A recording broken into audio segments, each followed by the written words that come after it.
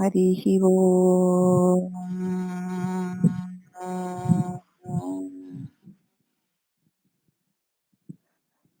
ఓం.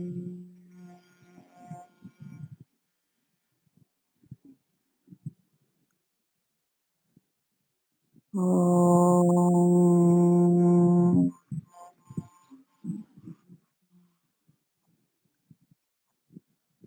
ఓం శ్రీ గురుభ్యో నమః.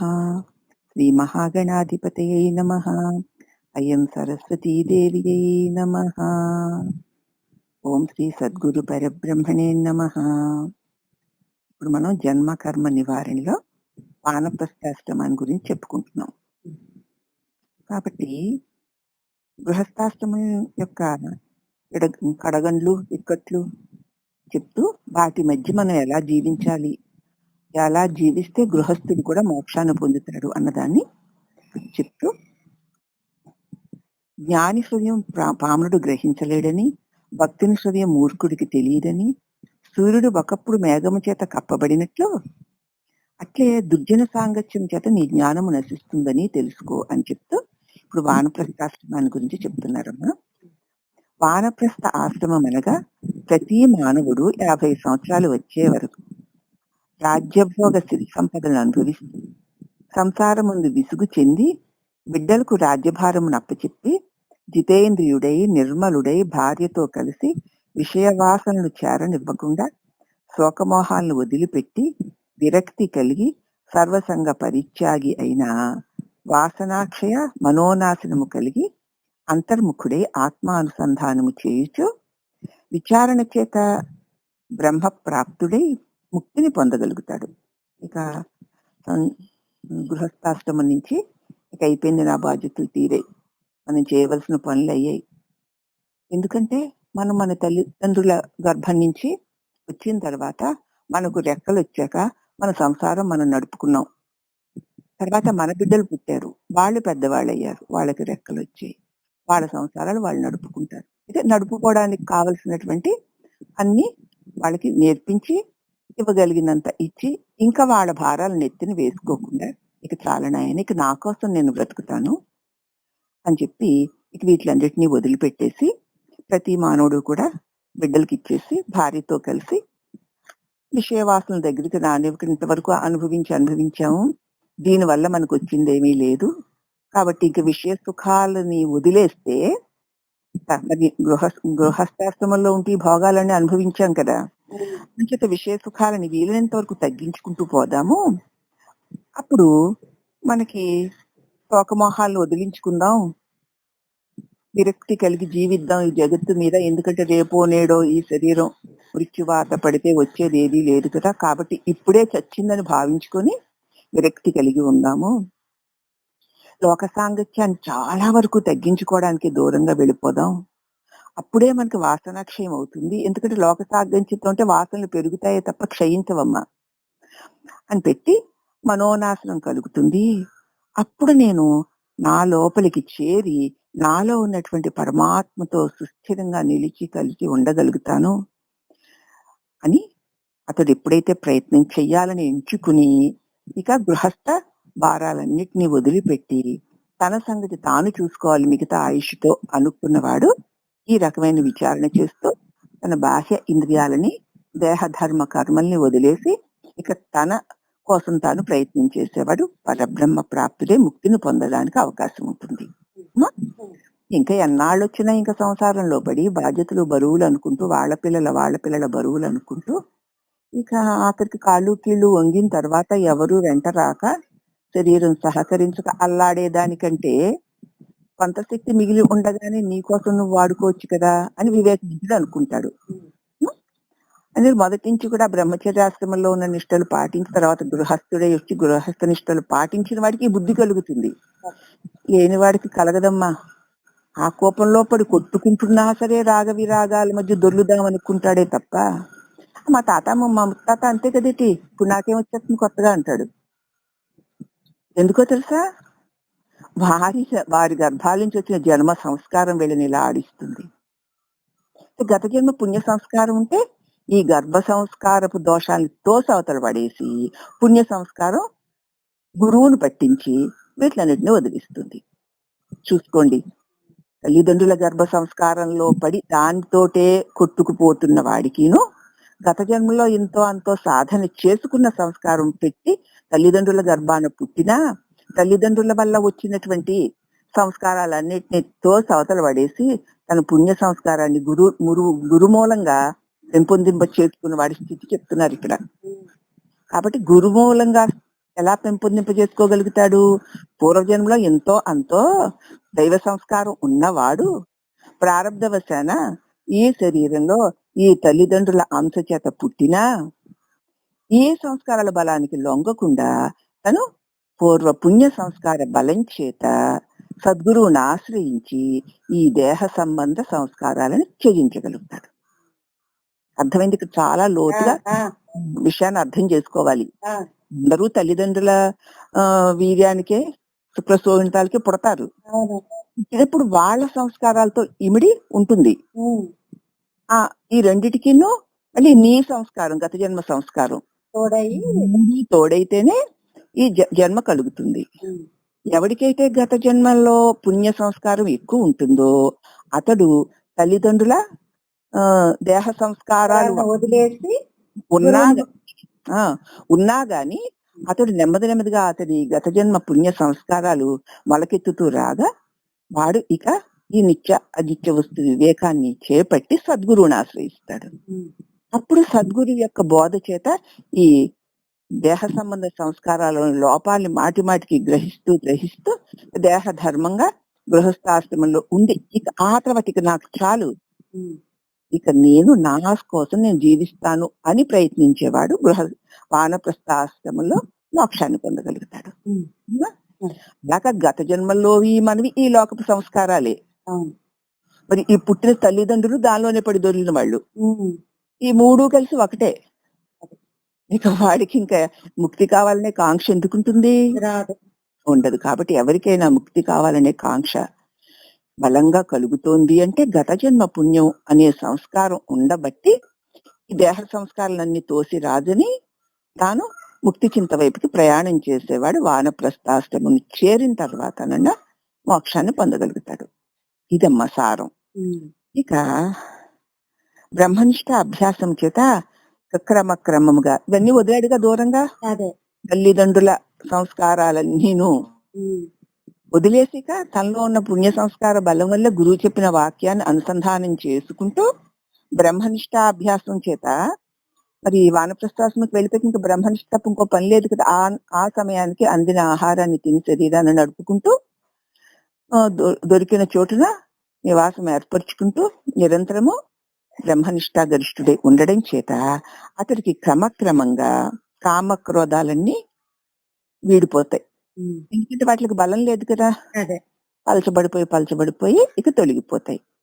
అప్పుడు వాడికి ముక్తి కలుగుతుంది. అడవిలో ఉన్న ఇంటిలో ఉన్న ముందు సంఘదోషం వదలాలి అని తెలుసుకోండి. సాధకులు ఎప్పుడైనా సరే అడవిలో అయినా ఉండని, ఇంట్లో ఉన్నాయి, ఇంటిలోని వ్యక్తుల, కుటుంబ సభ్యుల, బంధుమిత్రుల సాంగత్యం వల్ల కలిగేటువంటి రాగద్వేష దోషాలను వదులుకోవాలి.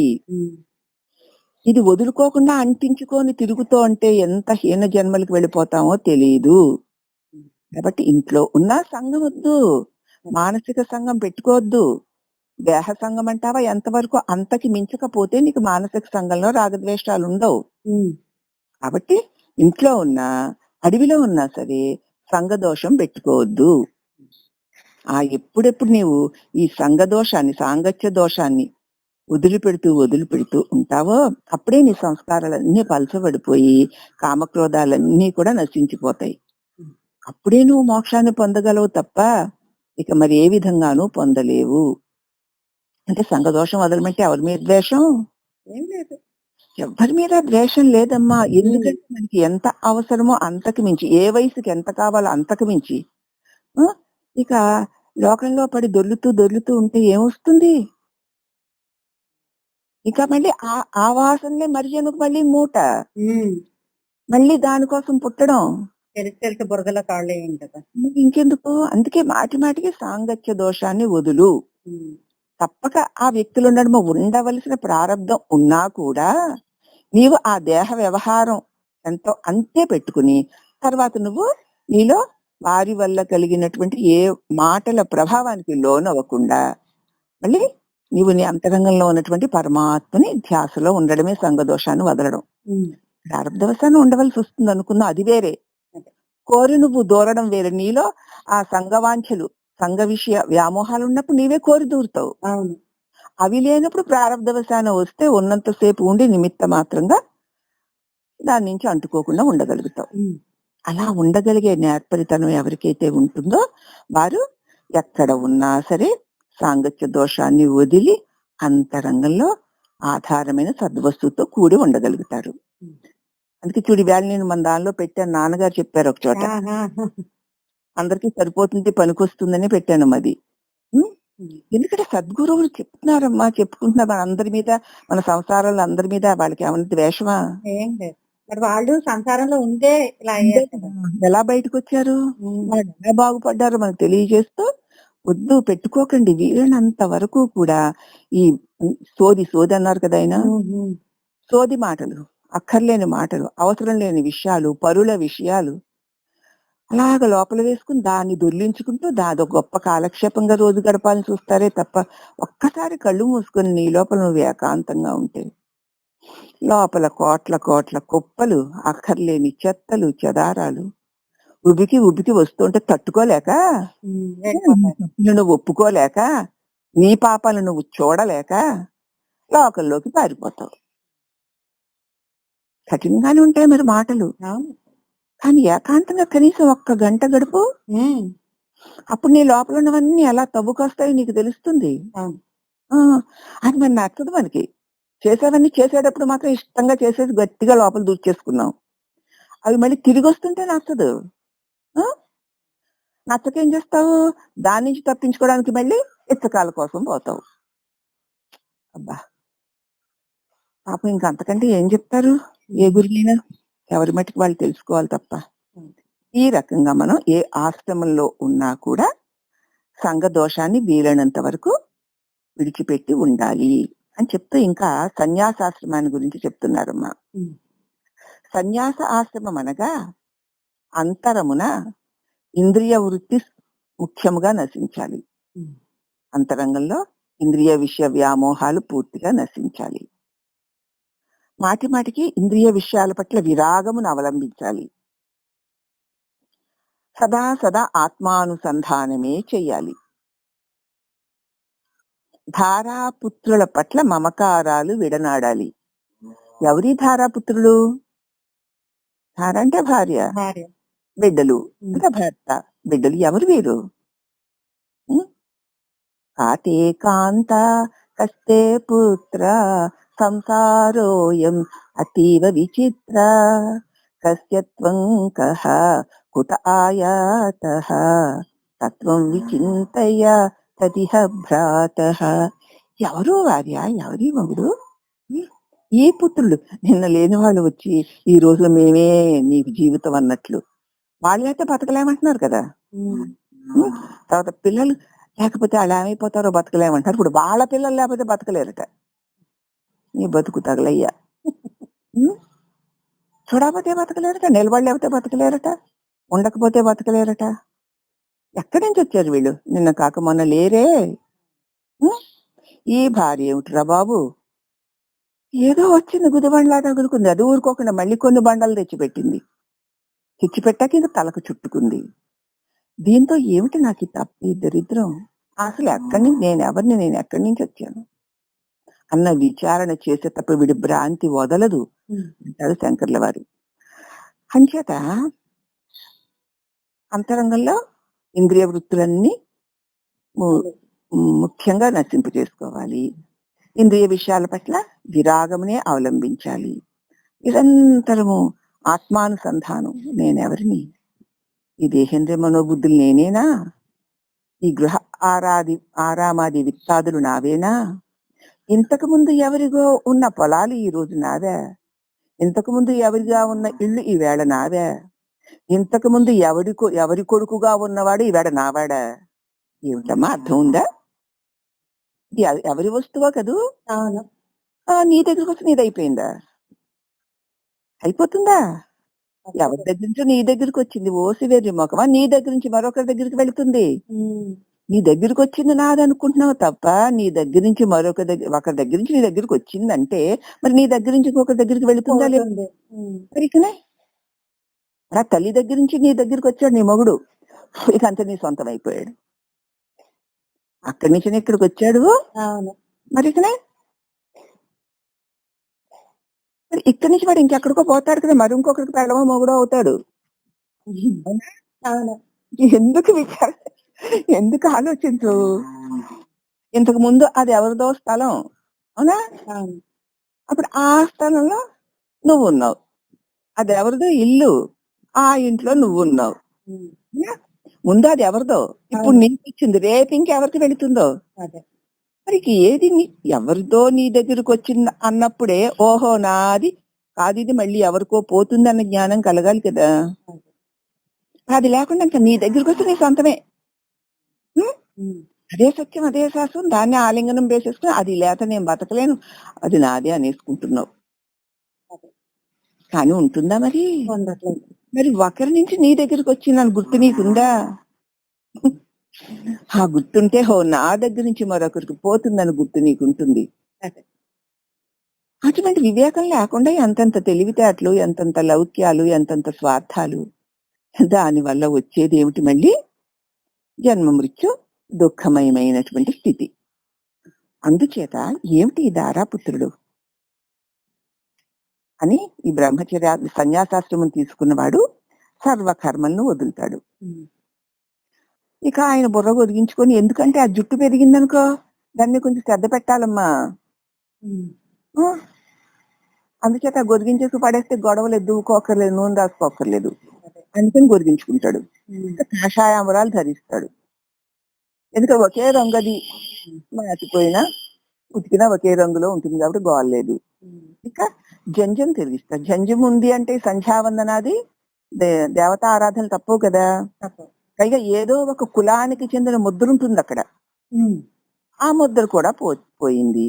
హ్మ్. ఇక నిత్య అగ్నిహోత్రము త్యజిస్తాడు. హ్మ్. గృహంలో ఉంటే నిత్య అగ్నిహోత్రి కదా అతడు. అంతే. సన్యాసం ఇల్లే లేదు, వాకిలే లేదు. వాడికి పొయ్యి ఎందుకుంటుంది? హ్మ్. పొయ్యి లేకపోతే అగ్నిహోత్రుడు ఎందుకుంటాడు? హ్మ్. కాబట్టి వదిలేసి గృహాన్ని వదిలేసి ఏకాగ్ర చిత్తుడై మడిమయలన్ తలంపు లేక మడి మైలు అన్న తలంపులకు దేహం నేనంటే దేహ ధర్మాలు నాకు మడి మైలు వస్తాయి. అంతే. అవన్నీ అవన్నీ వదిలేసి భిక్షాటన చేస్తూ విషయవాసన నశించిన అతడు ముక్తుడవుతాడు. హ్మ్.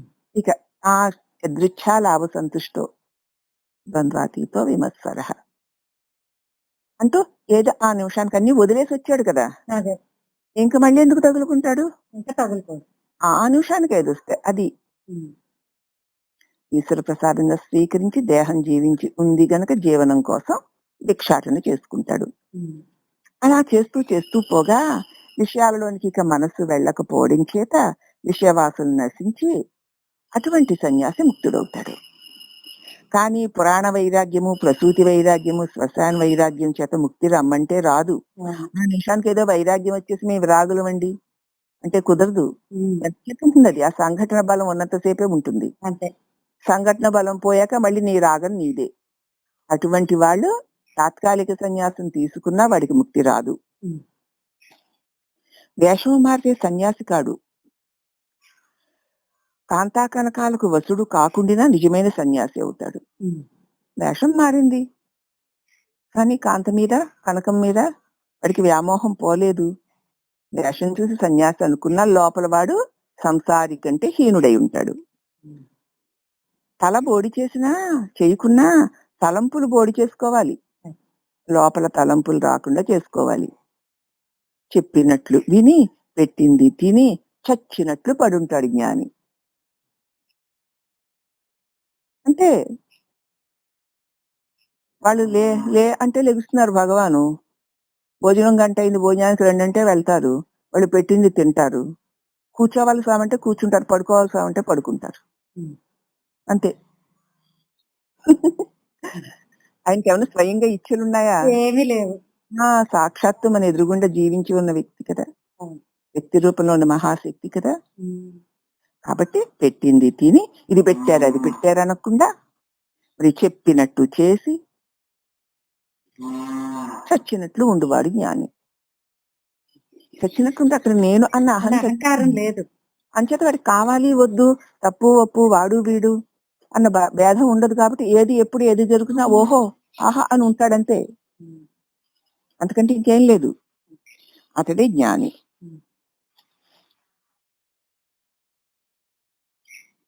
వైక్షాసనం చ మౌనిత్యం తపోదానం విశేషతః సమ్యక్ జ్ఞానం చ వైరాగ్యం ధర్మోయం భిక్షుకే మతః. ఏ ఆశ్రమ ధర్మం అవలంబించినా సరే దేహం ఉండగానే శక్తి ఉన్నప్పుడే చేసుకోవాలి. ఏ ఆశ్రమంలో అయినా ఉండు, ఏ ఆశ్రమ ధర్మమైనా ఆచరించు, కానీ ఈ దేహం ఉండగానే, ఈ దేహంలో శక్తి ఉండగానే చెయ్యాలి. దేహం ఉంది, దేహంలో శక్తి ఉన్నంతసేపు నువ్వు లోక విషయాల్లోకి విషయ వ్యామోహాలని దొర్లి శక్తి హీనమైపోయాక ఏం చేద్దావు, ఏం చేయగలవు? ఏమీ చేయలేం. దేహపతనమైన ఏ జన్మ వస్తుందో నీకు తెలుసా? ఏమో మరి తెలీదు. మరి తెలియదు కదా, ఏమైపోతుందో తెలియదు కదా. ఏమైనా గొప్ప మళ్ళీ చక్రవర్తివో మహారాజువో మహాభోగివై పుడతావని ఏమైనా ధీమా ఉందా నీకు? లేదు. మళ్ళీ జన్మలో రోగాలు రుష్లు రావు, చావులు పుట్టుకలు ఉండవని నీకేమన్నా ధీమా ఉందా? మరి లేనప్పుడు మరి చచ్చిన తర్వాత ఏమవుతావు? నీకేమన్నా తెలుసా? తెలియదు కదా. అందుచేత అజ్ఞానానికి లోబడి తిరగొద్దు. ఇంకా అజ్ఞానానికి లోబడి తిరగొద్దు. అవాంగ్మానస గోచరమైన పరమాత్మను పొందడానికి అభ్యాసము చెయ్యము. వాక్కుకి మనసుకి అందకుండా అంతటా నిండి ఉండి ఏ మహాశక్తి స్వరూపమైన దైవం ఉండడం చేత వాక్కు మనసు ఇంద్రియాలు ప్రవర్తింపగలుగుతున్నాయో ఆ పరబ్రహ్మము నీ శరీరమందు ఉంది కాబట్టే నీ కళ్ళు, చెవులు, ముక్కు, వాక్కు, శరీరము, మనసు, బుద్ధి ఆ శక్తిని తీసుకుని వ్యవహారం చేయగలుగుతున్నాయి. అవునా? అంతే.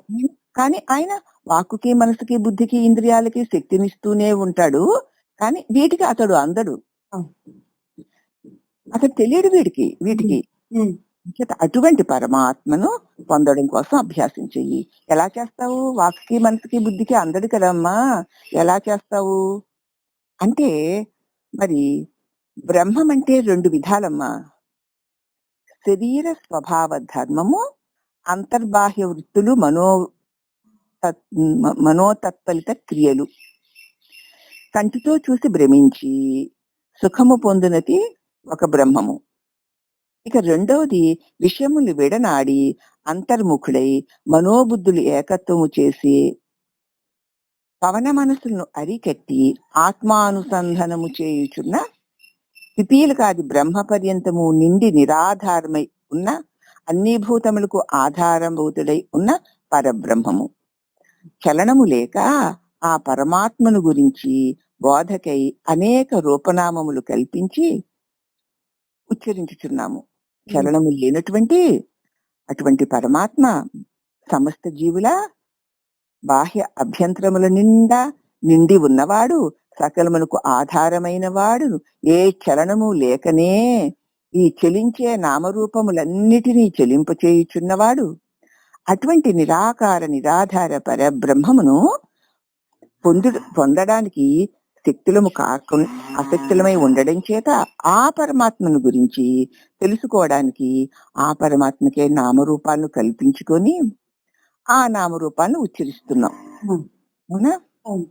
సీతాదేవి హనుమంతుడికి అమనస్కాన్ని, సాందీపుడు కృష్ణుడికి అచలమణిని, శంకరాచార్యుల వారి శిష్యులకి అద్వైతమణిని, రామానుజాచార్యుల వారు ద్వైతమణిని, విశిష్టాద్వైతులు పరబ్రహ్మమణిని చెప్పారు. ఒక్కొక్క పేరు పెట్టి చెప్పారు. సీతాదేవి హనుమంతుడికి అమనస్కం చెప్పింది కదా, మనం చెప్పుకున్నాం కూడాను. ఇక సాందీపుడు కృష్ణుడు అచలమన్నాడు చెప్పాడు. శంకరాచార్యుల శిష్యుడికి అద్వైతం రెండోది లేదు అన్నాడు. రామానుజాచార్యుల వారు విశిష్టాద్వైతులు పరబ్రహ్మం అన్నారు. ఇంకొక స్వాములు ద్వైతం అన్నారు. ఎన్ని చెప్పినా, ఏ రకంగా చెప్పినా, ఏ పేరు పెట్టుకున్నా, ఏ నామరూపాలతో ఉపాసించినా మరి ఆ పరబ్రహ్మమునే అని తెలుసుకో. గోవులు ఎన్ని రంగులుగా ఉన్నా పాల రంగు ఒకటే కదా! ఆ, అట్లే బ్రహ్మానుభవం అందరికీ ఒక్కటే. ఏ మతమైనా సత్యధర్మంలో ఉండాలంతే. ఏ మతమైనా కూడా సత్యంతోటి, ధర్మంతోటి కూడి ఉండి తను ఆచరిస్తున్న మార్గములో అచంచలమైన విశ్వాసముతో, అకుంఠితమైన దీక్షతో సాధన చేసినప్పుడు అందరూ పొందేది ఇదిగో ఆ గమనం ఒకటే.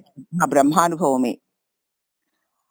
అన్నము పూర్తిగా భుజించుటకు తనకు ఇష్టమైన కుటుంబ కారమైన అన్నము పూర్తిగా భుజించుటకు తనకు ఇష్టమైన పాకమును ఒక్క దానితోనైనా పూర్తిగా భుజించవచ్చును.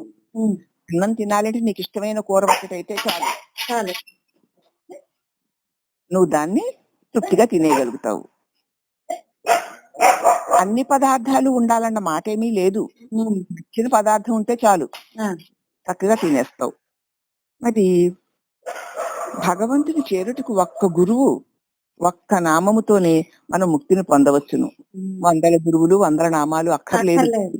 ఇష్టమైన ఒక్క కూరతో కడుపు నిండా అన్నమంతా తినగలిగినట్లు నీకు సత్యం కావాలని ఇష్టం ఉంటే ఒక్క గురువు ఇచ్చిన ఒక్క నామంతోటే మనం ముక్తిని పొందవచ్చును, ఉమ్, లేదా అష్టగురువుల ద్వారా పొందవచ్చును. ఉమ్, భగవంతుడు ప్రపంచంలో ఎలా ఉన్నాడు అంటే పుష్ప మధ్యే యదా గంధం, క్షీర మధ్యే యదా ఘృతం, తిల మధ్యే యదా తైలం, పాషాణేష్వ వికాంచనం.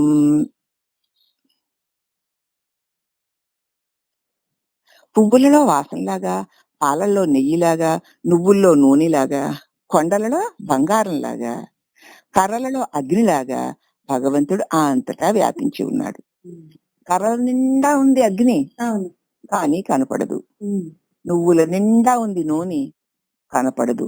పాల నిండా ఉంది వెన్న, కనపడదు. అవునా? ఉమ్, పువ్వుల నిండా ఉంది వాసన, కనపడదు. అలాగ పరమాత్ముడు అణుమదులు బ్రహ్మాండములనంత దనుక అధివసించి వ్యాపించి ఉన్నాడు, కానీ కనపడడు. ఉమ్, అవాంగ్ మానస గోచరుడై ఉన్నాడు. నాద బిందు కళాతీతుడై ఉన్నాడు. నాద బిందు కళాతీతుడని చెప్పుకున్నాం కదా, ఉమ్, ఉమ్, నాదం పుట్టి చోటు. ఉమ్, అక్కడ బిందువు మహత్తు, అక్కడి నుంచి ఉద్భవిస్తున్న తేజస్సే కళ. ఈ అన్నిటికీ కూడా అతీతుడై ఉన్నాడు, ఆధారుడై ఉన్నాడు. ఉన్నాడు. ఈశ్వరత్రయ రహితుడై ఉన్నాడు. ఉమ్, త్రిగుణ రహితుడు, అవస్థాత్రయ విలక్షణుడు, పంచకోశాతీతుడై ఉన్నాడు. ఆ పరమాత్ముడు ఆది మధ్యాంతరహితుడై ఉన్నాడు. ద్వంద్వాతీతుడు, తురీయాతీతుడు, సాక్ష్యాతీతుడు, వేదాతీతుడు, అతీతుడు అతీతుడు అతీతుడు, శరీరత్రయ రహితుడు, హంస, సోహం సోహం అనేటువంటి ఈ భావనకి కూడా విలక్షణుడై ఉన్నాడు. ఉమ్, ఎవడు ఉంటే ఈ సోహం భావన జరుగుతోందో ఉమ్, ఆ భావన అక్కర్లేకుండానే ఆ భావనకు ఆధారంగా ఉన్నాడు. ఉన్నాడు. జ్ఞానాజ్ఞాన విలక్షణుడై ఉన్నాడు. జ్ఞానము కాదు, అజ్ఞానము కాదు, ఉమ్, జ్ఞానాజ్ఞానములకు ఆధారమై ఉన్నాడు. ఉమ్, భావాతీతుడై ఉన్నాడు. పంచవింశతి తత్వాతీతుడై ఉన్నాడు. చలన అచలన రహితుడై ఉన్నాడు. చలనము కాదు, అచలనము కాదు. ఉమ్, చలమా అంటే చలనము కాదు, ఆచలమా అచలమును కాదు. చలం. తానున్నాడు, నిశ్చలం కూడా కాదు, తానున్నాడంతే. అంతే. ఉమ్? ఉమ్, నామరూప భ్రాంతి రహితుడమ్మా ఉమ్, పరమాత్మ. బ్రహ్మ జ్ఞానమన్నా విజ్ఞానమన్నా ఆఖరి స్థితికి పెట్టుకున్న పేర్లే అవి. ఉమ్, కానీ శరీరకి కాదా పేర్లు. అవును. నామరూపాలు నశిస్తాయి. అనగా శరీరము రూపము కదా. ఉమ్, చైతన్యము లేక ప్రాణమునకే నామము, చైతన్యానికి లేకపోతే ప్రాణానికే నామము, చైతన్యం ఉన్నంత వరకే పిలిస్తే పలుకుతుంది. అంతే. ఆ ప్రాణం చైతన్యం ఉన్నంత వరకే ఉమ్, ఆ పేరు పెట్టి పిలిస్తే పలుకుతుంది. నామరూపాలు రెండు ఒక్కసారే నశించిపోతాయి. ఉమ్, ఎందుకంటే ఆ పలికేవాడు అక్కడ లేకపోతే ఆ పలకబడిన శరీరం పడిపోతుంది. పోతుంది. మరి పలికించేవాడు అలాగే ఉంటాడు. ఉమ్, ఉమ్. ప్రణవజపము ఊర్ధముఖమై ధ్యానమునకు మారుస్తుంది. నిరంతరము ప్రణవ జపం చేస్తూ చేస్తూ చేస్తూ ఉంటే ఈ దేహం నుంచి ఊర్ధముఖంగా నిన్ను చేర్చి విశ్వవ్యాపకం చేసేస్తుంది. మరి ఈ తల దగ్గర నుంచి గోరు వరకు మూట కట్టుకుని ఉన్నావు కదా ఇంతే నేనని. ఈ ఇంతే నేను అన్న నిన్ను అంతా నేనుగా చేసేస్తుంది ఓంకార ప్రణవ జపం. ఎందుకంటే ఆ నాదమూలంలో ఆ మూలానికి ఆధారమైనది అంతటా వ్యాపించి ఉంది గనక ఆ మూలంలోకి చేరేసరికి నీవు అంతా వ్యాపించిపోయినవి అయిపోతావు. కాబట్టి ప్రణవ జపము ఊర్ధముఖమై ధ్యానమునకు మారుస్తుంది. జీవ సంశయము ప్రకృతి లయము చేస్తుంది. అప్పుడు జీవ సంశయం అంతా కూడా లయించిపోతుంది. పూర్వజన్మ కర్మ సంస్కరింపబడితే తప్ప జ్ఞానము నీలో ఉన్నను అది ప్రజ్వరిల్లదు. పూర్వజన్మ సంస్కారాలు నీలో ఉన్న జ్ఞానాన్ని వెలగనివ్వవు. ఎప్పుడైతే పూర్వజన్మ కర్మలన్నీ నీవు గురువాక్యము చేత సంస్కరించుకుంటూ పోతే అప్పుడు నీలో ఉన్న జ్ఞానం ప్రజ్వరిల్లుతుంది. భక్తి జ్ఞాన వైరాగ్యాలు కలిగిన హృదయం విశాలమైపోయి అప్పుడే విమర్శనా జ్ఞానం కలుగుతుంది. నీలో భక్తి జ్ఞాన వైరాగ్యాలు ఎంత ఎంత కలుగుతూ ఉంటే అంత నేను నాది అనే సంకుచిత భావం పోయి నీ హృదయం విశాలమైపోయి విమర్శనా జ్ఞానం కలిగి అప్పుడు నువ్వు బ్రహ్మ విచారణ చేయగలుగుతావు. ఏమిటిది, ఎందుకిది, ఇదేని తెలియబడేదంతా ఏది, దేనివల్ల ఉంది అన్న విచారణ చేయగలుగుతావు. అప్పుడు పరిపూర్ణులు అవడానికి కొన్ని శృతివాక్యాలు చెప్పేదను వినుము. యదృశ్యం తన్నస్యం చూచే సర్వమును నశించును. సర్వత్వము నిండిన ఏ పరబ్రహ్మమును చూచి తదాకారమును పొందునో అప్పుడే తనుభ్రాంతి నశించును. ఎప్పుడైతే ఈ చూచే సర్వమును చూడబడే సర్వము నశించేదే. సర్వత్వము నిండిన ఏ పరబ్రహ్మమును చూస్తావో అప్పుడు తదాకారాన్ని పొందుతావో అప్పుడు నీకు తనువు మీద భ్రాంతి నశిస్తుంది. తప్ప ఎంత తెలుసుకున్నా కూడా తనువు మీద భ్రాంతి నశించడం కష్టం. చూచేవాడిని చూడు అంటారు భగవాను.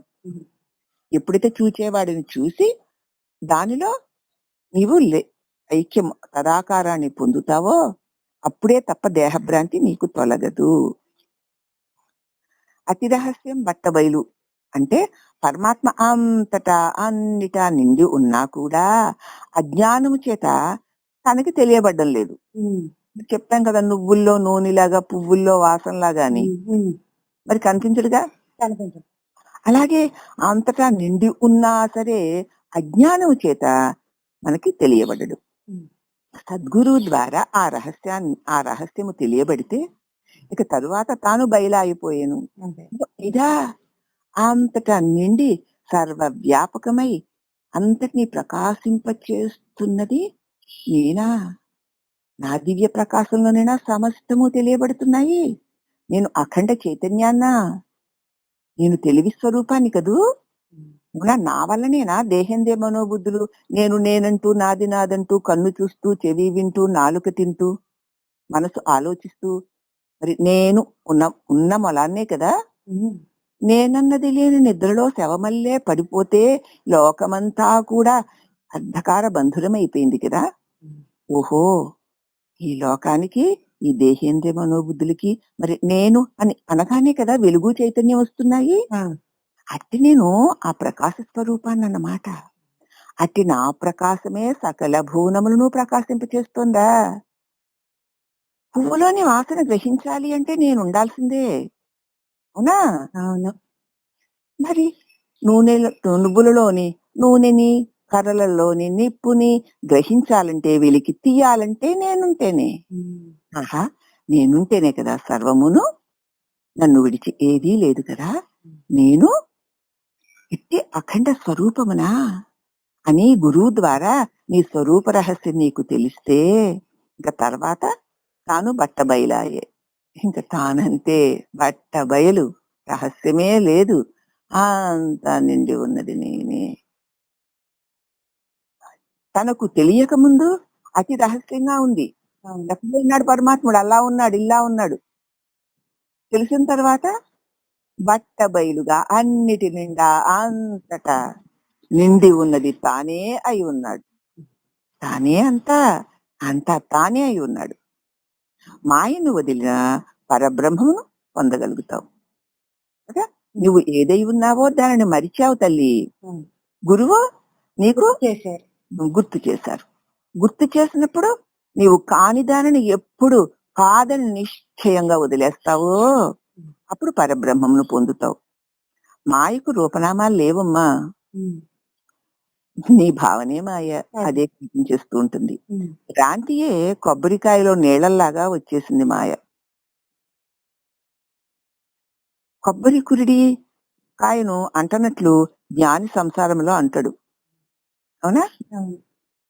ఆ రకంగా ఉంది. కానీ నీటిలో కొబ్బరికాయలో నీళ్లున్నాయి. ఎలా వచ్చాయి తెలియదు. అదే మాయ. ఉమ్. అయితే మరి ఆ దాని ఆ నీటిని అంటకుండా ఉన్నప్పుడు ఆ కొబ్బరి కాస్త కురిడి అయిపోతుంది. ఎందుకంటే నీరు ఇంకిపోతుంది. ఇంకిపోయింది. ఆ మాయ ఇంకిపోయింది. దానిలో అసలు పదార్థం మిగిలిపోయింది. అమ్మా? ఇక రజ్జు సర్ప భ్రాంతి ఏమిటంటే తాడును చూసి పాము అని భయపడ్డాం. స్థాణు పురుష భ్రాంతి, ఒక స్థాణువుని ఒక దొంగను చూసి దొంగని భయపడ్డాం. లావుగా ఉన్న రాతిని చూసి మనిషి అని భ్రమపడ్డాం. సుక్తి రజిత భ్రాంతి, ముత్యపు చిప్పలో ఆల్చిప్పను చూసి వెండని భ్రాంతి పడ్డాం. మరి ఎండమావులు చూసి నీరుని భ్రమించి దాహం తీర్చుకోవాలనుకుంటావు, కానీ తీరుతుందా? తీరు. ఆకాశ పుష్పవత్తు, గంధర్వ నగరం వత్తు, నరశృంగవత్తు, మనిషి కొమ్ముంటే ఎక్కడైనా ఉండడం ఉందా? సంధ్యా వంధ్యాపుత్రవత్, వంధ్యకు పుత్రుడున్నాడంటే ఎంత నమ్మదగింది కాదో, మనిషికి కొమ్ము ఉందంటే ఎంత నమ్మదగింది కాదో, గంధర్వ నగరం ఉంది అంటే అంత నమ్మదగింది కాదు. ఆకాశంలో పువ్వులు పూసాయంటే అది నమ్మదగిన విషయమా? కాదు. కాదు. ఎండమావుల్లో నీళ్లున్నాయి అంటే నమ్మదగిన విషయమా? కాదు. కాదు. మరి ఆల్చిప్పలో వెండి కనపడిందంటే అది నమ్మవచ్చునా? ఉమ్. ఒక లావుగా ఉన్న రాతిని చూసి మనిషి అనుకుంటే వాడు మనిషి అవుతాడా? అవ్వదు. తాడుని చూసి పాము అనుకుంటే అది పాము అవుతుందా? అవ్వదు. అనుకోవడం, అఘోరించడం. ఉమ్. కానీ అక్కడ సారమేమీ లేదు. లేదు అనుకోవటం. ఇవన్నీ భ్రాంతి చేత ఉన్నట్లు తోస్తూ ఉంటాయి. ఉమ్. అంటే విచారించి చూస్తే కలలో గాంచిన గజవ్యాఘ్రములు మేలుకున్న వెంట లేకుండా పోయినట్లు కల్లో ఏనుక్కి సింహం స్వప్నంలోకి వచ్చింది. ఉమ్. అది ఘేంకరించేసరికి ఏనుగు గారికి మెలకు వచ్చింది. ఏమైపోయింది ఇక సింహం? పోయింది. అవి మేల్కొంటే లేనట్లే మనము పరమాత్మలో పుట్టి పరమాత్మలోనే పెరుగుతూ పరమాత్మలోనే నశిస్తున్నాం. మరి ఉమ్. అట్టి పరమాత్మను తెలియక కాలచక్రంలో గిరగిరా గిరగిరా తిరుగుతూ చావు పుట్టుకలతో చిక్కుబడి తిరుగుతూ ఉన్నాం. కల్పన ఎక్కడ పుడుతుందో అక్కడే నశిస్తుంది. ఉమ్. అంటే అల ఎక్కడ పుట్టిందో అక్కడే నశిస్తుంది కదా. అవును. కళ ఎక్కడ పుట్టిందో అక్కడే నశిస్తోంది కదా. ఉమ్. కల్పన అంటే భావన ఎక్కడ పుట్టిందో అక్కడే నశిస్తోంది కదా. ఉమ్. ఉమ్. కాబట్టి వచ్చిన త్రోవనే పోతున్నాం. ఎక్కడ పుట్టా మళ్ళీ అక్కడికే వెళ్తాం. అగ్ని నుంచే నెరుసులు భిన్నమై బయటకు వచ్చేస్తున్నాయి. ఉమ్. వచ్చేమైపోతున్నాయి, బూడిదైపోతున్నాయి. అంతే. పరమాత్మ నుంచి భిన్నమై వచ్చిందే ఇగో ఈ నేనన్న తెలివి చైతన్యం. అవునా? అవును. బంగారం నుంచి వచ్చినవే నగలు, కానీ నగలు అనేసరికి వేరుగా కనిపిస్తాయి. మట్టి నుండి కుండలు వేరైనట్లు విత్తనం నుంచి చెట్లు వచ్చి కొమ్మలు, ఆకులు, పువ్వులు, కాయలు, పళ్ళు భిన్న భిన్నంగా కనిపిస్తున్నట్లు మానవుడికి ఇదిగో ఈ నేనన్న భావనలో నుంచి విషయవాసనలు అభివృద్ధి పొంది పెరిగి పెరిగి పెరిగి మళ్ళీ ఎక్కడి నుంచి వచ్చాడో మళ్ళీ ఆ విత్తనం ఆత్మజ్యోతిలోకే మరుగైపోతాడు. ఉమ్. ఉమ్. నిద్రలో ఎక్కడికో వెళ్ళావు, వెలుగులోకి వచ్చావు, తిరిగి తిరిగి తిరిగి మళ్ళీ అక్కడికే వెళ్తున్నావు కదా. అవును. అక్కడికి వెళ్తేనే నీకు ఆనందము సుఖము దొరుకుతున్నాయి. ఉమ్. ఏదో ఉందని వేదివేదవలా తీసుకొచ్చి తిరిగావు తిప్పలు తిప్పలు. ఉమ్. ఇక గొప్పలు గొప్పలు రాగద్వేషపు కుప్పలు కుప్పలు కొని ఉంచుకో. మళ్ళీ ఎందుకు వచ్చిన చోటుకుపోతున్నావు? అక్కడ ఉన్న సుఖశాంతులు ఇక్కడ లేవు ఇక్కడ కాబట్టి లేవు. అయినా బుద్ధి రావడం లేదు. ఇక విషయవాసనలు అనేటువంటి చెట్టును జ్ఞాన ఖడ్గంతో నరికి పారవేయాలి. గుణములనే చిగురు ఇక పుడుతుందా? పుట్టదు మరి. పుట్టదు. ఆ చెట్టుని నువ్వు వేరుతో సహా నరికేస్తే ఇక చిగుళ్ళని గుణాలని చిగుళ్ళు పుడతాయా? పుట్టవు. మొదలుంచిన చిగుళ్ళొస్తాయి. ఉమ్. పై కొమ్మలు కొట్టేస్తే మళ్ళీ చిగుళ్ళొస్తాయి. మిగిలి పడతాయి. మొదలు తీసేస్తే చిగుళ్ళు రావు. మలిన మనస్సు నుంచి విషయాలు అనే చిగుళ్ళు వస్తూనే ఉంటాయి. తీసేయాలి దాన్ని. ఉమ్. సత్సాంగత్యం చేత, సద్బుద్ధి చేత మరి మనస్సుని గనక నీవు తెగ నరికితే సంసార సముద్రంలో పడి అనేక మంది కొట్టుకుపోతున్నారే, ఆ ప్రవాహాన్ని ఆపడం మన సఖ్యమా? కాదు. చెట్టు లేక గట్టో తుప్పో ఏదైనా ఆధారం దొరికిన వారు గట్టుపైకి రావడమే ధర్మం గాని వాళ్ళందరితో పాటు నేను కొట్టుకుపోతానని అనుకుంటాడా? అనుకోడు. వాళ్ళందరూ కొట్టుకుపోతున్నా నేను కొట్టుకుపోవాలనుకుంటాడు. అక్కడ చెట్టో గట్టో పుట్టో కనిపించినా పట్టుకోడు వేరు వెధవ. చెట్టు లేక గట్టో తుప్పో ఏదో దొరికితే గట్టుపైకి రావడమా ధర్మము? కానీ మరి వారందరిలాగే తాను కూడా సముద్రంలో మునిగిపోవాల్సిన పని ఉందా? లేదు లేదు. వాళ్ళందరూ అలాగే చేస్తే చేశారమ్మా. ఉమ్. వాళ్ళందరూ చేశారు కాబట్టి నేను చెయ్యాలంతే అనుకోవడం కంటే అజ్ఞానం ఉందా? ఆ నిమిషాన్ని నువ్వు రక్షించుకోవాలి. ఈ మాయా మోహంలో నుంచి, ఇంద్రియ వ్యామోహాల నుంచి, దేహ భ్రాంతిలో నుంచి నువ్వు రక్షించుకో. అందరూ కొట్టుకుపోతావు, నేను కొట్టుకుపోతావా? అలా మునగవలసిన పనే ఉంది. లేదు. ప్రపంచకమంతా అజ్ఞానం అనే అడవి దట్టంగా ఉంది. విషయవాసనలు అనే ముళ్లతో నిండి ఉంది. అది అంతా నరుకుట మన పని అవుతుందా తల్లి? అవును. అందుచేత వైరాగ్యం అనే పాదరక్షలు తొడుక్కో. ఉమ్. భక్తి అనే సిమెంట్ రోడ్డున పో. అదే నిర్మలమైన దారి. అప్పుడు నువ్వు చక్కగా గమ్యస్థానానికి వెళ్తావు. ఉమ్. అవునా? అవును. అంతే తప్ప ప్రపంచం అంతా అలాగే ఉంది కాబట్టి నేను ఆ ముళ్ళలోనే పడా అలాగే దొరుకుతా అని అనుకోవడం కంటే మూర్ఖత్వం ఉంది. అదే మరి గతంలోనూ ఆ అజ్ఞాన వాసనలే ఈ తల్లిదండ్రుల శుక్రసోంటాల వల్ల కూడా అవే వచ్చాయి. ఇంకా అలాంటి వాళ్ళు ఎప్పటికైనా ఈ భయంకరమైన ప్రపంచం అనే అజ్ఞానం అనే అడవి నుంచి బయటకు వస్తారా? రారు. పూర్వజన్మ సంస్కారం నీలో కొంచెమైనా సత్సంస్కారం ఉంటే అప్పుడు నీవు విచారించి చూసి ఈ సంసారం అనే దీనిని మరి మహా అజ్ఞానం అనే అడవి అని తెలుసుకొని ఇక అంతా నరకడం కాకుండా సద్గురువుని ఆశ్రయిస్తే ఆయన నీకు వైరాగ్యం అనే పాదరక్షలు ఇస్తాడు. అవి తొడుక్కొని భక్తి అనేటువంటి మంత్రం ఇచ్చి దాన్ని స్మరిస్తూ ఉండమనేటువంటి భక్తిని అందిస్తాడు. ఆ భగవన్ నామాన్ని స్మరించుకుంటూ భక్తి అనేటువంటి సిమెంట్ రోడ్డులో హాయిగా వెళ్ళిపో.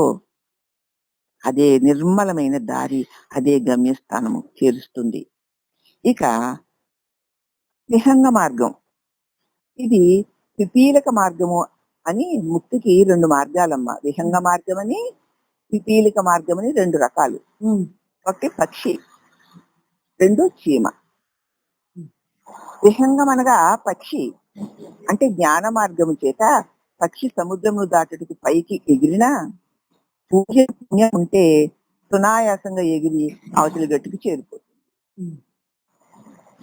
ఎగరలేకపోతే నడి సముద్రంలో పడిపోతుంది, అధోగతి పాలవుతుంది.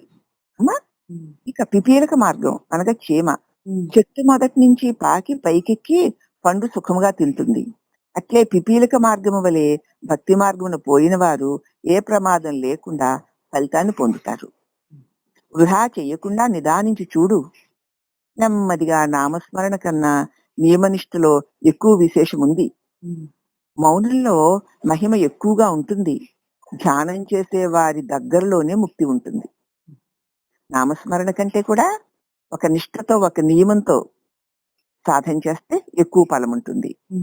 అలాగే మౌనంలో గొప్ప మహిమ ఉంటుంది. ధ్యానం చేసే వారికి దగ్గరలోనే ఉంటుంది ముక్తి. ఉపదేశాలలో భగవాన్ చెప్పింది కూడా అదే కదా, ఒకదానికంటే ఒకటి ఎంత ఎలా ఉత్తమమైందో చెప్పారు కదమ్మా. గురువులమని చెప్పుకొనినంత మాత్రం చేత గుణాలు వదలగలుగుతారా? వాదభేదాలు వదిలి గుణరహితుడై ఉండాలి కదా. అవును. సద్గురువు పరమాత్ముడికుండే లక్షణములు తన యందు ఉన్నాయా లేవా అని యోచించుకుంటే అప్పుడు అతడు జ్ఞానై ఉంటాడు. ఆ లక్షణాలు నా దగ్గర ఉన్నాయా? ఏదైతే శాస్త్రంలో చెబుతోందో, దేనిని నేను మననం చేసుకుంటున్నానో, వినేవారికి చెబుతున్నానో, ఆ గుణాలు నాలో ఉన్నాయా అని చూసుకుంటూ, లేకపోతే ఆ గుణాలను కలిగించుకుంటూ ఉన్నవాడే జ్ఞానవుతాడు. ఉమ్. బోర్డులు కట్టుకున్నంత మాత్రాన బంధాలు వదలవు నాయనా. యోగమును అవలంబించిన వారే యోగులవుతారు. ఉమ్. గుర్తు వీడిన వారే గురువులవుతారు. నేనన్న గుర్తు ఎవరికి పోతుందో వారే గురువులు. అవునా? ఉమ్. నీకు తెలుసా ఏమైనా? అమ్మ బాబాయ్ నాకు అది తెలుసు ఇది తెలుసు అని చెప్పడానికే ఉరుకుతాను తప్ప నాకు తెలియదని చెప్పడానికి ఎంత సిగ్గో మనకి. అసలు నిజంగా నీకేమన్నా తెలుసా? తెలీదు. మరే తెలుసు అంటే నీ గతపు గుర్తులన్నీ నిన్ను గిరగిరా తిప్పేస్తున్నాయి. ఉమ్. ఆ, తెలియకపోతే గుర్తు లేదు అక్కడ. అంతే. గుర్తు లేకపోతే భ్రమ భ్రాంతి కూడా లేవుగా. లేవు. ఆ విషయం పట్ల భ్రమలు భ్రాంతులు ఉండవు కదా. ఉండవు. ఎంత నువ్వు తెలుసుకున్నవన్నీ మరిచిపోతావో, ఉమ్. ఎంత ఎంత ఎంత ఎంత విడిచేస్తావో అంత అంత సుఖపడతావు. ఉమ్. కాబట్టి ఎవరైతే ఈ అహంకారపు గుర్తుని వదులుతారో వారే గురువులు. అట్టి పట్టును వదలని వారే పరమాత్మ స్వరూపులు అవుతారు. ఏమైనా నేనున్న దాన్ని రానివ్వకూడదు. వచ్చినా అది నేను కాదని ఎరిగి ఉండాలి. ఎప్పుడు అది నేను కాదని ఎరిగి ఉంటానో అది మాటి మాటికి ఇంకా రాదు. ఎందుకు వస్తుంది? నువ్వు అది నువ్వే అయిపోతే దానికి బలం వచ్చి అది వచ్చి ఊరేగుతుంది. ఉమ్. ఆ వచ్చింది నేను కాదు అని నువ్వు ఎరిగి ఉంటే నీ నుంచి దానికి బలం రాదు కాబట్టి అది వచ్చింది వచ్చినట్టే అణిగిపోతుంది. ఉమ్. కాబట్టి నిరంతరము ఈ పట్టుని వదలకపోవడమే నిజమైన సాధన. ఉమ్. ఈ పట్టుని వదలని వారే పరమాత్మ స్వరూపులవుతారు. యోగం అనగా ఇంద్రియములు ఏకత్వము చేసి నిర్జన ప్రదేశములు కూర్చుండి మనస్సును పరమాత్మలో లయింపచేయడం. దీనంతగా ధ్యానం అమ్మా. అదే యోగం. ఉమ్. నేనన్న ఆ భావనని దాని మూలములో నిలిపి ఉంచడం. ఇదే యోగం.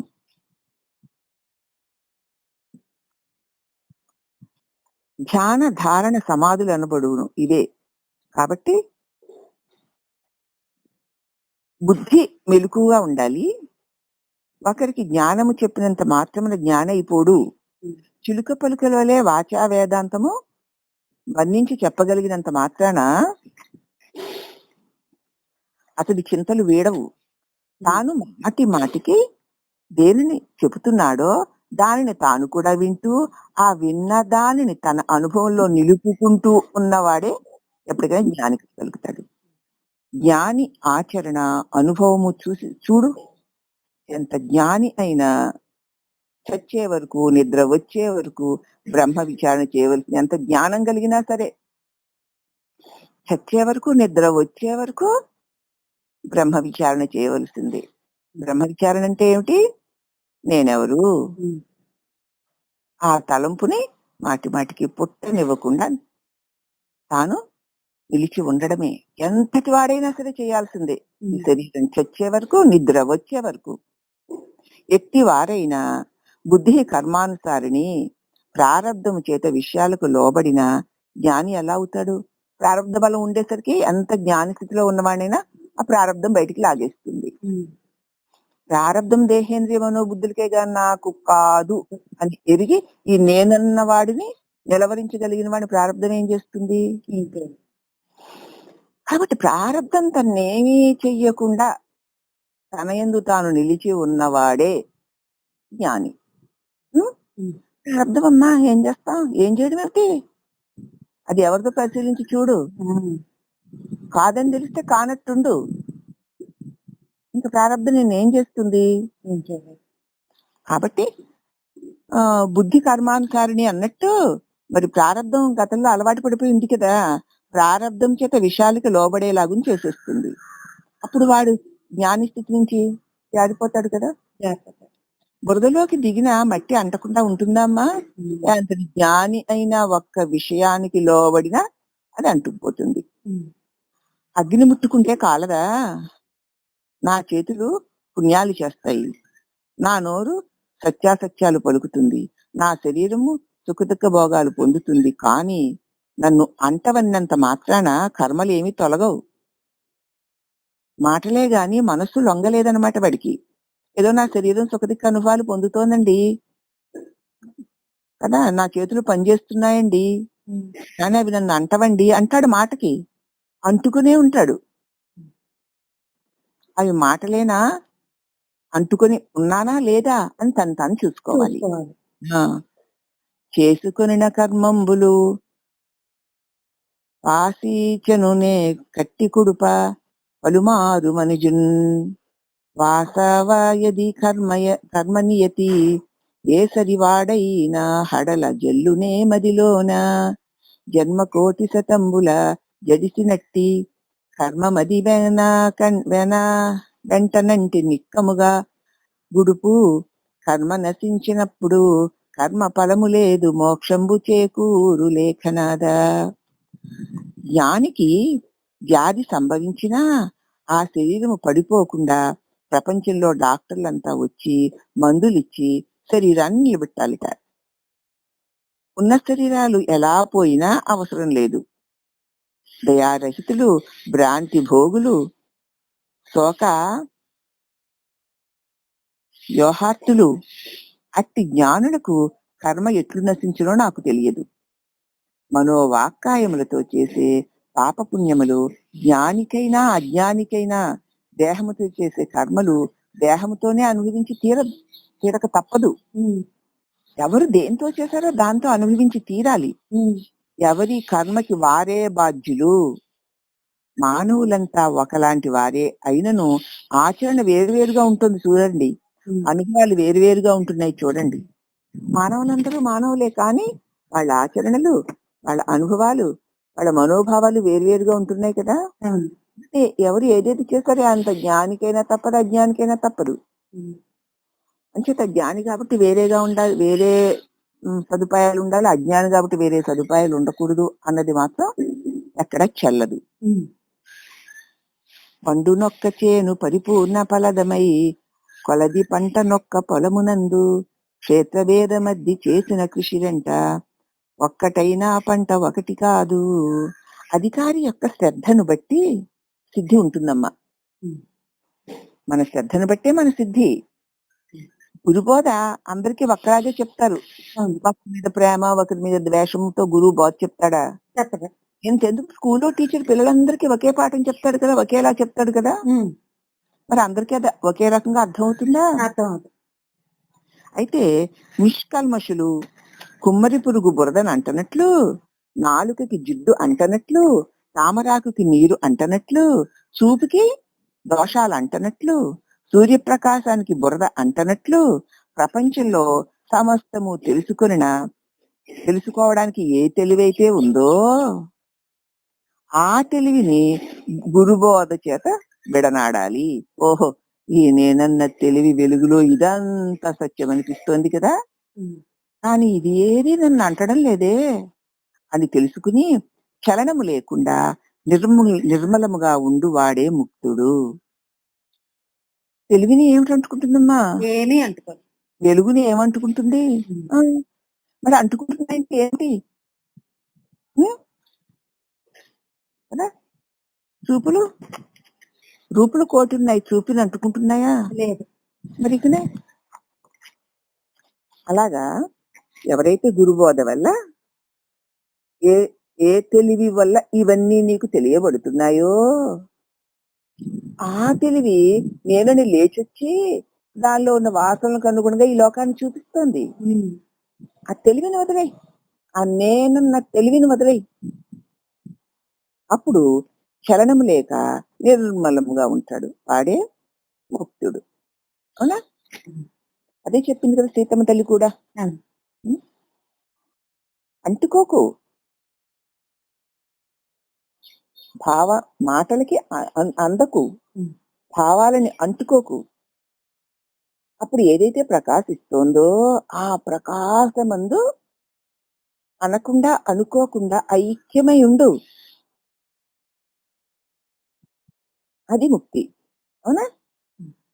అందుచేత ఆ, సమస్తము ఏ అంటనట్లు ప్రపంచంలో సమస్తము తెలుసుకున్న ఏ తెలివైతే ఉందో ఆ తెలివిని గురుబోధ చేత విడనాడి చలనము లేకుండా నిర్మలంగా ఉండువాడే ముక్తుడు. కొబ్బరికాయలో నీరు వలె వచ్చింది ఈ భ్రాంతి. గుణరహితం చేసేస్తే ఏనుగు తినిన వెలగపండులాగా భ్రాంతి నశిస్తుంది. గుజ్జుతో ఉన్న పండును తింటుంది ఏనుగు, గుజ్జు లేని పండును వదిలేస్తుంది రెట్ట. అలాగా ఎప్పుడైతే గురువు చెప్పిన బోధ చేత ఈ నేనని లేచి వచ్చిన ఈ చిరు నిప్పులోని రవ్వ వంటి అఖండ పరబ్రహ్మం యొక్క అంశ అయిన ఈ నేనన్న భావన వల్ల ఈ భ్రాంతి అంతా కలుగుతోంది. కాబట్టి ఆ నేనన్న భావనను వదిలేస్తే ఏది మిగిలి ఉంటుందో దానిలో సుస్థిరుడవై ఉండాలి. అందుకే భగవాన్ ఉపదేశాల ఆఖరిలో జ్ఞానవర్జిత జ్ఞానహీన చిత్ జ్ఞానమస్తికి జ్ఞాతుమంతరం అన్నారు. జ్ఞానహీన చిత్ ఈ తెలివిని వదిలేస్తే ఉన్నదేదో దాన్ని విడిచి ఈ జ్ఞానం అన్నది ఎక్కడుంది? జ్ఞాతుమంతరం ఆ ప్రకాశము కంటే, ఈ అఖండ ప్రకాశము కంటే ఈ అల్ప ఈ చిరుదివ్వే గొప్పదా? ఉండదు కదా. రెండు ఒకటే కదా. నిప్పు రవ్వ ఒకటే కదా. మరి ఇక రెండేవి లేవు కదా. ఈ నేనన్న చిన్న కిరణం వచ్చేసి ఆ అఖండ పరమాత్మ నుంచి వేరు చేసేసి ఇదిగో అజ్ఞానం చేత దేహం నేననిపించేసి లోకంలో వాసనలకు అనుగుణంగా ఈ లోక దృశ్యాలని చూపించేసి మాయా మోహంలో పడేసి ఇంత విజృంభణ చేస్తున్న ఈ నేనెవరా అని పరిశీలిస్తే అది ఒక చిన్న నిప్పురవ్వ లాంటిది తప్ప తనకి తానే ఉండలేనిదని, అది అఖండ ప్రకాశము నుంచి వచ్చిన చిద్ అంశే తప్ప వేరు కాదని ఈ చిదంశ ఆ అఖండ ప్రకాశం నందు ఐక్యం చేసుకోవాలి. ఇది ఇట్లా నేనని లేచొచ్చి ఈ ఊరేగింపులు చేస్తూ ఉంటే ఈ జన్మలు తప్పవు. ఆ లేచొచ్చిన ఆ వెలుగు కిరణమైనటువంటి ఈ కిరణమునకు మూలం ఎవరా అని తెలుసుకుంటే అఖండ ప్రకాశంలో ఐక్యమైపోతావు. ఇంకా అంతకంటే ఏముండదమ్మా. కాబట్టి వృత్తిరహితమైతే, వృత్తి అంటే నేనన్న తలంపే కదా, మనోనాశనం అవునా, అదే ముక్తి. వృత్తయస్త్వహం వృత్తిమాశ్రితాః వృత్తయో మనో విద్యహం మనః అహమినాశభాజహమహంతయా స్ఫురతి హృత్స్వయం పరమ పూర్ణసత్. ఈ ఉపదేశారం వేదాంగాల సారం రంగరించి పోసాడే రమణగురుడు. ఎక్కడ చూసినా అదే కనిపిస్తుంది. ఇక దాని ఎందు నిలవక ఎక్కడెక్కడ ఏది అది విని ఇది విని ఏం తెలుసుకుని ఏం పొందుతావు తల్లి? అందుచేత నీటి బుగ్గ వంటి శరీరమని తలచిన వారు భావములు లేక సమస్తమును తెలుసుకుని ఏమీ తెలియని వారి వలె ఉంటారు. ఇది నీటి బుడగ లాంటిది శరీరం, ఇది పుట్టింది, ఇది చస్తుంది అని ఎవరికైతే సుస్థిర అనుభవం కలుగుతుందో వాడికి ఇంకా భావాభావాలు ఉండవు. చచ్చిపోయేదానికి ఏముంది, వచ్చింది చచ్చింది, దానికోసం ఏమిటి? అప్పుడు సమస్తము తెలుసుకుంటారు. ఓహో, ఎన్ని నీటి బుడగలున్నా నీటిని విడిచి లేవు అని తెలుసుకుంటారు. అట్టివారు అలా కలుగుతూ తొలుగుతూ ఉంటాయిలే అని ఏమీ తెలియని వారి వలే ఉందురు. చేత అటువంటి పరబ్రహ్మ స్వరూపాన్ని జ్ఞానికి సందడి అణిగిపోతుంది. ఇంకేముంటుంది గోళ? గురుబోధ చేత మనస్తనే ఏనుక్కి సింహస్వప్నం వచ్చేసింది. అప్పుడు గుణరహితుడైపోయాడు. గురుబోధ చేత తానెవడో వాడికి తెలిసిపోయింది. తాను కానిది కాస్త తెలిసిపోయింది, మెలకు వచ్చేసింది. సత్య జ్ఞానం ఎందు మెలకు వచ్చేసింది. అజ్ఞానపు అంధకారపు మాయా నిద్రలో ఉన్న కళలన్నీ కరిగిపోయాయి. తన స్వరూపం తానై నిజమైనటువంటి మెలకువలో సుస్థిరుడైపోయాడు అని చెప్తున్నారమ్మా. ఇక మిగతాది రేపు చెప్పుకుందామా.